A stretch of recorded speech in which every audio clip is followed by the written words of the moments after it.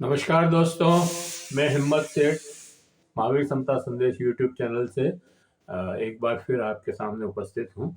आज बात करेंगे दोस्तों किसानों के आंदोलन की, जो पंजाब में पिछले 13 फरवरी से चल रहा है। और वो लोग दिल्ली आना चाहते थे, लेकिन सरकार ने उनको आने नहीं दिया, वहीं पे रोक लिया। और नवंबर में फिर से कूच करने की उन्होंने घोषणा की थी, लेकिन नहीं आने दिया। पानी की बौछारें छोड़ी उनके ऊपर और बहुत सारे बैरिकेड्स लगा दिए। फिर ये हुआ कि किसान नेता जो जगजीत सिंह ढिल्लेवाल जी ने अनशन शुरू किया। 42 दिन का अनशन हो गया है, लेकिन सरकार अभी तक भी उस पर कोई फैसला करने को तैयार नहीं है। न वो बातचीत कर रही है और न ही वो कुछ भी बोल रही है। सुप्रीम कोर्ट में लोग सुप्रीम कोर्ट में गए किसान, उसके ऊपर सुप्रीम कोर्ट ने एक कमेटी बना दी। कमेटी जो है अभी उसके एक कुछ चीज़ों में उनके वो कमेटी रिपोर्ट देगी और फिर उसका कुछ हल निकलेगा। 10 जनवरी को फिर से सुप्रीम कोर्ट में पेशी है, डेट लगी हुई है, तो देखते हैं 10 फरवरी को क्या होगा। लेकिन इस बीच ढिल्लेवाल साहब के 42 दिन हो गए हैं और उनकी स्थिति बहुत नाजुक हो गई है। और अभी कुछ दिनों पहले उनको उल्टियां वगैरह भी हुई थी। उन्होंने अभी किसानों को भी संबोधित किया, लेकिन कुल मिलाकर के उनका जो वजन है वो भी घट रहा है और काफ़ी स्थिति खराब है। पूरी बातचीत शुरू करें उसके पहले मैं आपसे ये अपील करना चाहता हूँ कि अगर आपने हमारे इस YouTube चैनल को सब्सक्राइब न किया है तो सब्सक्राइब कर लें, बेल आइकन दबाना न भूलें। अगर आपको वीडियो अच्छे लग रहे हैं तो लाइक करें, फॉरवर्ड करें, मैसेज करें और कमेंट बॉक्स में जाएं, कमेंट लिखें, सुझाव दें। आपके कमेंट और सुझाव हमें और बेहतर करने की ओर अग्रसर करेंगे।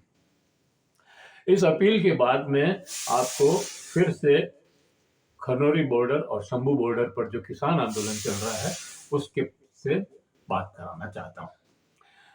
किसान आंदोलन फरवरी 13 फरवरी को दिल्ली के लिए रवाना हुए। उन्हें खनौरी बॉर्डर पर रोक लिया गया और हरियाणा सरकार ने किसानों को रोकने के लिए बैरिकेडिंग्स लगा दी। किसान पड़ाव डालकर वहीं बैठ गए। अभी 11 माह बाद भी कोई फैसला नहीं हुआ। मोदी सरकार किसानों से बात ही नहीं करना चाहती। इसी बीच बहुत कुछ घटित हुआ। शंभू बॉर्डर पर एक किसान शंभूकरण की पुलिस की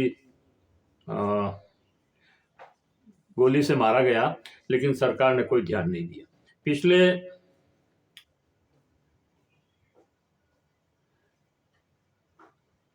42 दिनों से किसान नेता जगजीत सिंह ढिल्लेवाल ने अपनी मांगों को लेकर अनशन शुरू कर दिया है। मामला सुप्रीम कोर्ट पहुंचा। सुप्रीम कोर्ट ने एक ऐसी हाई पावर कमेटी बनाई जो किसानों से तो बात कर सकती है, लेकिन किसानों की बात सरकार से नहीं करवा सकती। उनके पास कोई पावर नहीं।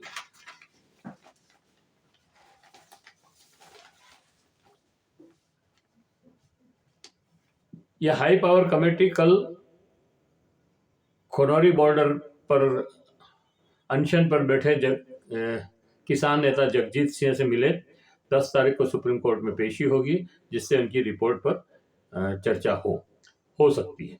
हमारे एक बात तो यह समझ में नहीं आ रही है कि नरेंद्र मोदी सरकार किसानों से बात क्यों नहीं करना चाहती है। दूसरी बात यह है कि पिछले किसान आंदोलन को समाप्त कराते समय स्वयं नरेंद्र मोदी ने टीवी पर आकर कहा था कि एमएसपी की लीगल गारंटी के लिए एक कमेटी बनाएंगे। वो अब तक क्यों नहीं बनाई। एक बात यह भी ध्यान देने योग्य है कि सुप्रीम कोर्ट किसान नेता जगजीत सिंह को तो अनशन को तोड़ने के लिए और किसानों को संयमित रहने के लिए कह रहे हैं, लेकिन केंद्र सरकार को बातचीत करने और किसानों की मांगों पर तत्काल फैसला करने का आदेश क्यों नहीं दे रहे हैं, जबकि किसानों के को आंदोलन करते लगभग 1 साल हो गया। और सच कहें तो थोड़े बीच के अंतराल को छोड़ दें तो 2021 से लगभग ये आंदोलन चल रहा है, जब भारत सरकार ने किसानों के लिए कोरोना काल में एक अध्यादेश लाकर 3 किसान कानून लागू करने की बात कही थी। उसके बाद संसद में बिल लाई और राज्यसभा में बेईमानी से उसे पास करा लिया।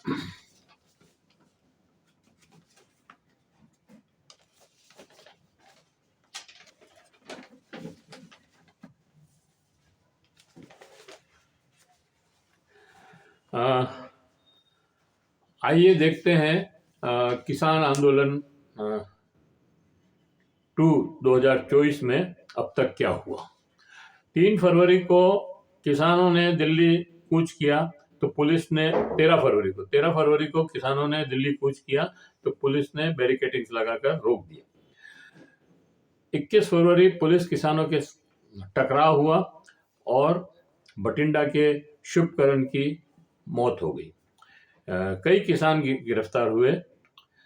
17 अप्रैल को किसानों की रिहाई की मांग को लेकर किसान रेलवे ट्रैक पर बैठ गए।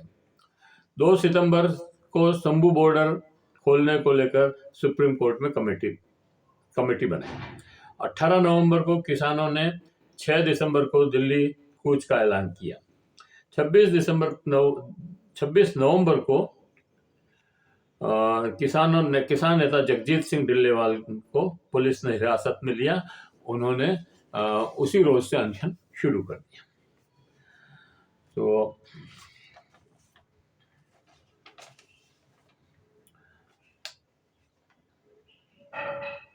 उसके बाद 6 दिसंबर को शंभू बॉर्डर पे दिल्ली कूच की कोशिश की। हरियाणा पुलिस ने आंसू गैस के गोले फेंके और किसानों को खदेड़ा। 8 दिसंबर को दोबारा दिल्ली कूच करने की कोशिश की। हरियाणा पुलिस ने एंट्री नहीं दी, किसान वापस लौट गए। 14 दिसंबर को किसानों ने तीसरी बार दिल्ली कूच की कोशिश की। पुलिस ने आंसू गैस के गोले छोड़े तथा वाटर कैन से किसानों पर प्रहार किया, जिससे 10 किसान घायल हो गए।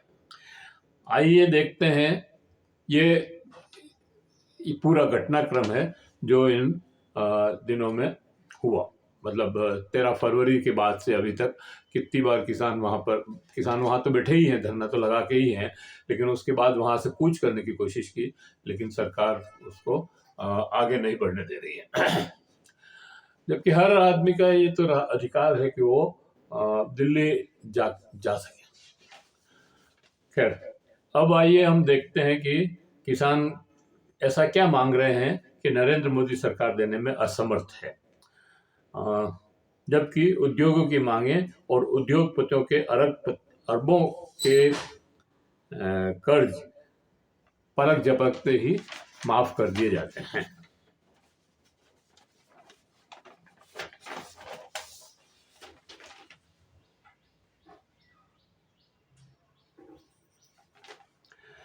तो पहली मांग तो उनकी यह है कि सभी फसलों का एमएसपी पर खरीद की गारंटी का कानून बने। यही मांग लेकर के पिछली बार भी जो आंदोलन हुआ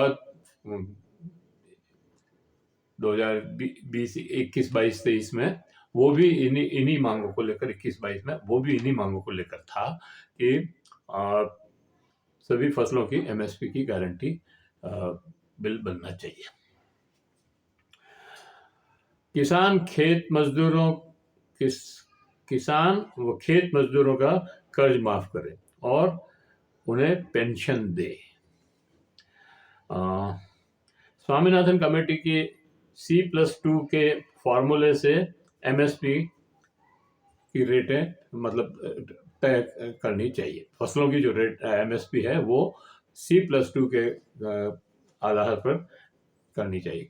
स्वामीनाथन कमेटी ने बहुत पहले ये रिपोर्ट दी थी कि ये जो फसलों का जो मूल्य तय करते हैं उसका एक फॉर्मूला बनाया था उन्होंने कि लागत से 50%, और लागत में उन्होंने सब चीजें जोड़ी थी, जिसमें खुद की किसानों की खुद की मजदूरी और जमीन का पैसा मतलब कर्ज, और सब जमीन पर जो लागत है उसका ब्याज, मतलब ये सारी चीजें जोड़ करके उन्होंने एक C+2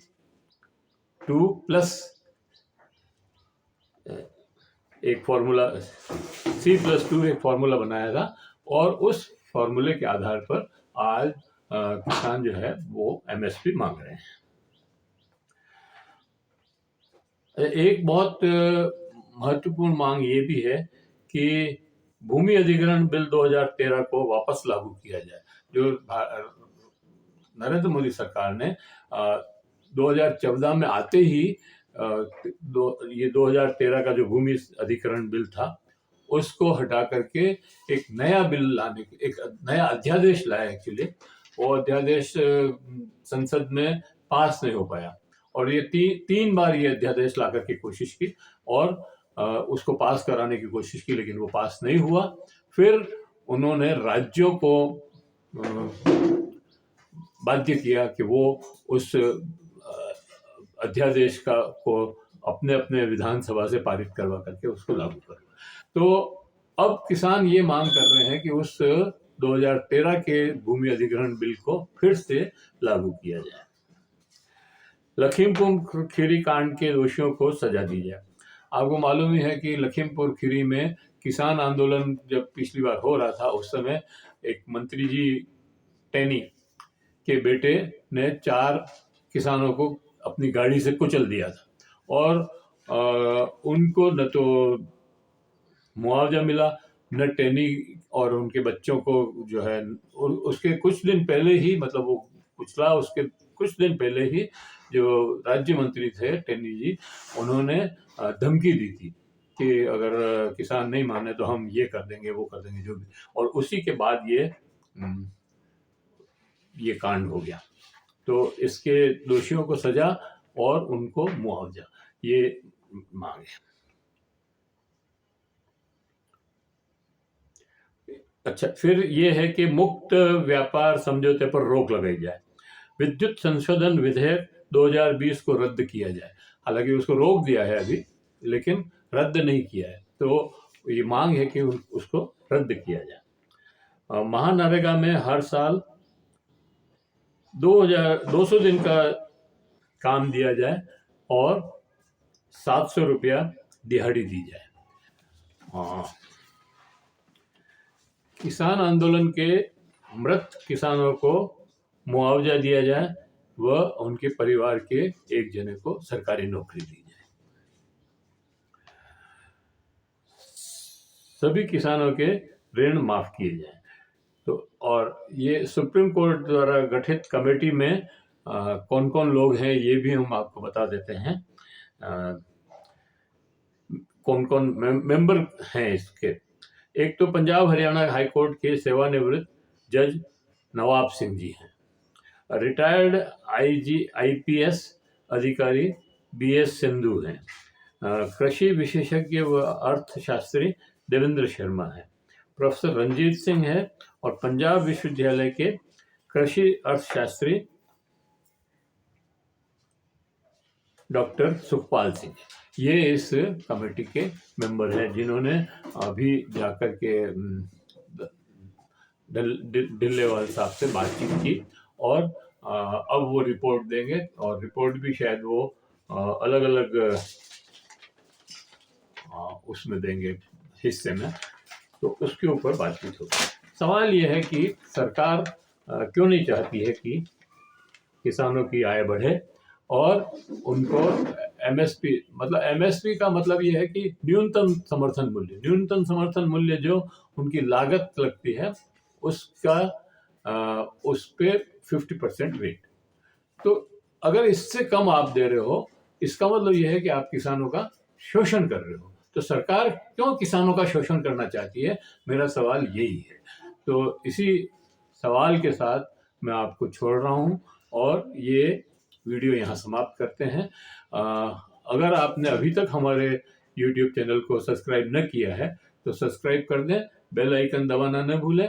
अगर आपको वीडियो अच्छे लग रहे हैं तो लाइक करें, फॉरवर्ड करें और कमेंट बॉक्स में जाएं, कमेंट लिखें, सुझाव दें।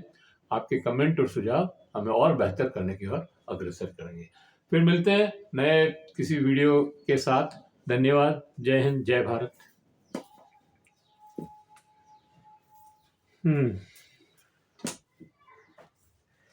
क्या इसमें से झाड़ू निकालेंगे? चलो।